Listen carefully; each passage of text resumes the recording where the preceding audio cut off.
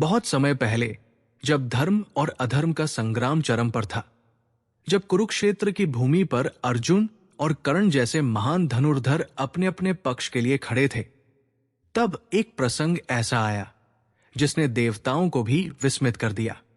ये कहानी है हनुमान, अजरमर, पराक्रमी और भक्त शिरोमणि की, और कर्ण, दानवीर, तेजस्वी, सूर्यपुत्र और अद्भुत योद्धा की। कुरुक्षेत्र का युद्ध आरंभ हो चुका था। हर ओर रंगोश गूंज रहे थे। अर्जुन के रथ पर श्री कृष्ण सारथी थे और रथ के ध्वज पर विराजमान थे स्वयं पवन पुत्र हनुमान। हनुमान का वचन था, जहां अर्जुन का धनुष गांडीव गूंजेगा, वहां मैं रहूंगा, ताकि अधर्म की कोई शक्ति उस रथ को क्षति न पहुंचा सके। उधर कौरवों की सेना में कर्ण ने शपथ ली थी, जब तक अर्जुन जीवित है मैं चैन से नहीं बैठूंगा। आज मैं या तो अर्जुन को मारूंगा या स्वयं युद्ध भूमि में प्राण दूंगा। उसके शब्द अग्नि समान थे। सूर्यदेव भी अपने पुत्र के तेज पर गर्व कर रहे थे। देवलोक में यह दृश्य देखकर इंद्र, वरुण और अग्नि चिंतित हो उठे। यदि कर्ण और अर्जुन का युद्ध हुआ तो ब्रह्मांड हिल जाएगा। इंद्र बोले।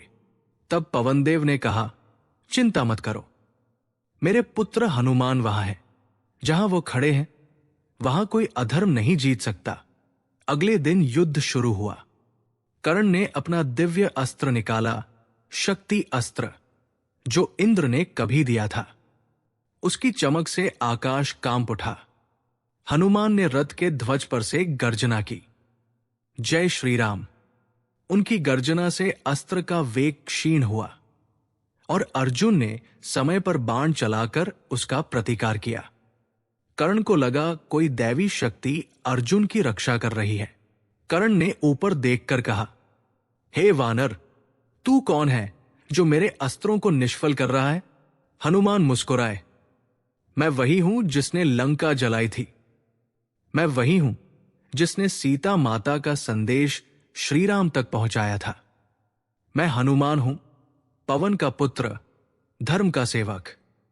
कर्ण ने कहा, तो फिर युद्ध से दूर रहो।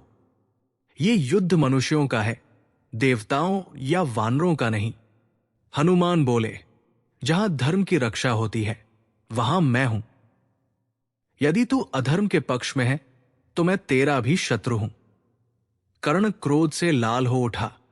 उसने हनुमान पर दिव्य अस्त्र चलाया। हनुमान ने अपना विराट रूप धारण कर लिया। उनका आकार पर्वत समान हो गया। उनकी गर्जना से पृथ्वी हिल उठी। कर्ण के अस्त्र एक एक कर निष्फल हो गए, पर कर्ण भी कम नहीं था। उसने सूर्य की शक्ति से अपने बाणों में अग्नि प्रज्वलित की। हनुमान ने अपने पवन वेग से उन्हें बुझा दिया। कर्ण बोला, हे वानर, तुझमें बल है, पर क्या तू मुझे मार सकता है? हनुमान शांत स्वर में बोले, यदि मैं चाहूं तो तुझे अभी भस्म कर दूं। पर तू भी महान है, सूर्यपुत्र है। मैं तुझे नहीं मारना चाहता, केवल तेरी आंखें खोलना चाहता हूं। हनुमान बोले, कर्ण, तू वीर है, दानी है, परंतु अधर्म के साथ खड़ा है। तेरी वीरता का अर्थ तभी है जब वो सत्य के पक्ष में हो। कर्ण ने कहा, मैं दुर्योधन का ऋणी हूं। उसने मुझे मान दिया जब सबने मुझे ठुकराया। मैं उसे छोड़ कैसे दूं? हनुमान ने उत्तर दिया, ऋण का उत्तराधिकार धर्म से बड़ा नहीं होता। जो सत्य जानकर भी अधर्म का साथ देता है वो अपने तेज को स्वयं नष्ट करता है। कर्ण मौन हो गया। उसके नेत्र नम थे। हनुमान बोले, तेरा अंत निकट है, पर तू अमर रहेगा अपनी दानवीरता के कारण। तेरी मृत्यु तेरे हाथों नहीं, तेरे कर्मों के हाथों होगी। इतना कहकर हनुमान अदृश्य हो गए और अर्जुन के रथध्वज पर लौट आए। बाद में जब अर्जुन और कर्ण का अंतिम युद्ध हुआ, कर्ण का रथ कीचड़ में धंस गया। उसी क्षण अर्जुन ने बाण चलाया और कर्ण भूमि पर गिर पड़ा। हनुमान ने ध्वज पर से आकाश की ओर देखा और कहा, जय श्री राम। धर्म की विजय हुई।